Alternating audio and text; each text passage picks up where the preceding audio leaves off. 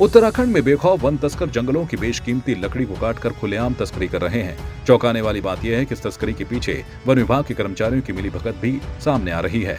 यही नहीं, कहा यह भी जा रहा है कि लकड़ी तस्करी की शिकायत करने वाले स्थानीय गुर्जरों को भी वन विभाग के कर्मचारी और तस्कर धमकी दे रहे हैं और वहां तस्कर जंगल के अंदर प्लॉट सफाई के नाम पर जंगल की बेशकीमती लकड़ियों की तस्करी कर रहे हैं।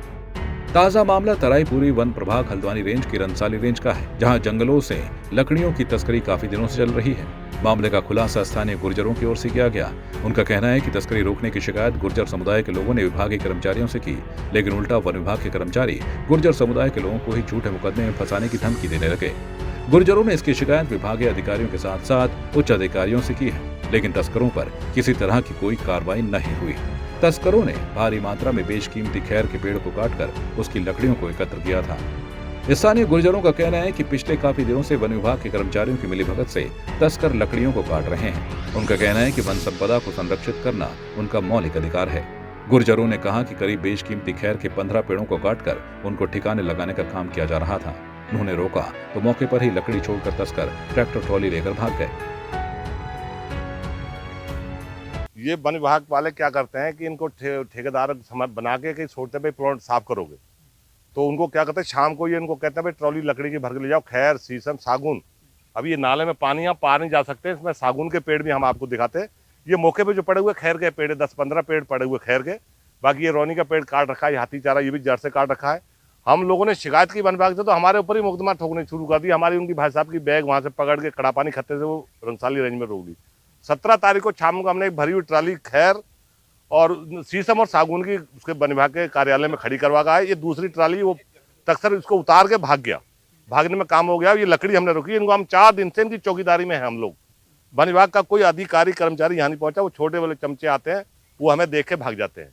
वो अभी भी इस टाइम मौके पर यहाँ दाएँ बाएँ होंगे कहीं, वो इस लकड़ियों को उठाने के चक्कर में है वो। मगर हमने 4 दिन से इसकी चौकीदारी कर रहे हैं, हम इनको जाने नहीं दे रहे।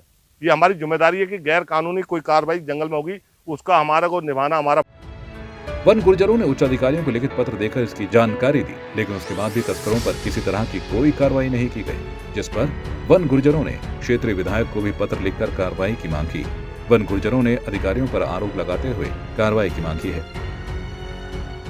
जैसा कि मैंने परसों माननीय विधायक जी से भी यही बताया था कि मैं मौके से गया था और मौके से मैंने जाकर सारी चीज़ें देखी हैं, सारी वीडियोस वगैरह दिखाई हैं। 16 तारीख को जब विरोध होता है तो 16 तारीख की 17 तारीख की सुबह इनकी बाइक उठा ली जाती है और इनको दबाया जा रहा है कि अगर आपने मुंह खोला तो आपकी बाइक जब्त कर दी जाएगी, आपके ऊपर मुकदमे किए जाएंगे।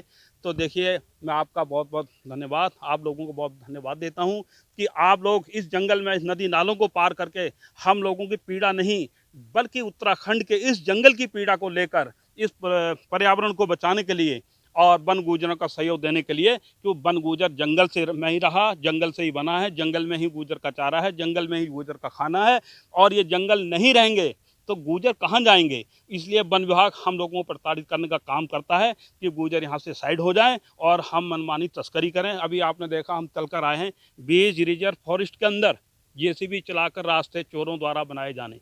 क्या वन विभाग यहाँ नहीं देखता है? और हम 17 तारीख से बराबर हर चैनल को बताते हुए अनुरोध भी कर रहे हैं कि उच्च स्तरीय यहाँ की जांच होनी चाहिए। अभी तक यहाँ के जो प्रभागीय वन अधिकारी डीएफओ महोदय, उनके कानों तक कोई आवाज़ नहीं जा रही है। यहाँ के एसडीओ महोदय अगर थोड़ा सा मामला आता तो दौड़ कर आते हैं। क्या जिला प्रशासन यहाँ नहीं है? क्या हमारे प्रदेश के माननीय मुख्यमंत्री जी के भी संज्ञान में है? एक तो माननीय मुख्यमंत्री जी ये कहते हैं कि वन को बचाया जाएगा, अतिक्रमण हटाया जाएगा, सारी बातें करते हैं। क्या ऐसे अधिकारियों को बेलगाम छोड़कर इन जंगलों को विनाश करने की नौकरी दी जा रही है? हम तो यही गुहार लगाते हैं कि इसकी आपके माध्यम से उच्च स्तरीय जांच हो और दोषियों को जो है उन पर कार्रवाई हो, उनको सजा हो और इसमें वन विभाग के सारे अधिकारी और कर्मचारी लिप्त हैं। क्या बगैर उनके ये खुलेआम धड़ल्ले से काम किया जा रहा है? इधर लकड़ी तस्करी की शिकायत पर जब मीडिया गुर्जर समुदाय के लोगों के साथ जंगल में पहुंची तो इसकी सूचना वन विभाग को मिली, जिसके बाद वन विभाग अपनी गलतियों को छुपाने के लिए कर्मचारी तस्करों के साथ मौके पर पहुंचे, जिसके बाद वे मीडिया कर्मियों से उलझने लगे, जिस पर कि गुर्जर समुदाय के लोगों ने किसी तरह से उनको वहां से बचाकर बाहर सड़क पर छोड़ा। वहीं इस पूरे मामले में वन विभाग के कुमाऊं के चीफ धीरज पांडे का कहना है कि किसी भी तरह की वन तस्करी नहीं होने दी जाएगी। जो भी लोग दोषी होंगे उनके खिलाफ कठोर कार्रवाई की जाएगी। फिलहाल उन्होंने पूरे मामले की जांच के आदेश प्रभागीय वन अधिकारी को दे दिए हैं। जो अवैध शिकार, अवैध पातन की घटनाएं होती हैं उन पर नियंत्रण करने का पूरा प्रयास किया जाएगा और जो दोषी पाए जाएंगे उन पर कड़ी कार्रवाई भी की जाएगी।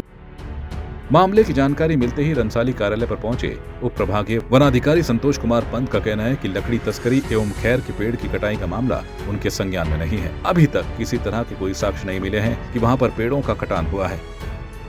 मामला नहीं है और इस संबंध में हमारे रंसाली के अंदर गुजरों द्वारा अवैध रूप से मतलब जमीन को जोतने का प्रयास किया गया, उसके विरुद्ध वन विभाग द्वारा कार्रवाई की गई जो आगे भी जारी रहेगी। प्रारंभिक जांच में ऐसा कुछ नहीं मिला है और इसकी जांच आवश्यकता पड़ी तो जांच भी की जाएगी और प्रारंभिक जांच में ऐसा कुछ नहीं मिला है। ये एक तरह से मतलब आरोप प्रत्यारोप वाली बात है। केवल एक विभागीय विधिक कार्रवाई को अवैध बताने की कोशिश की जा रही है। इसमें मतलब अभी तक ऐसा कोई साक्ष्य नहीं मिला है किसी प्रकार की कोई अवैध घटना हुई है। संवाद 365 के लिए लाल कुआं से जफर अंसारी की रिपोर्ट।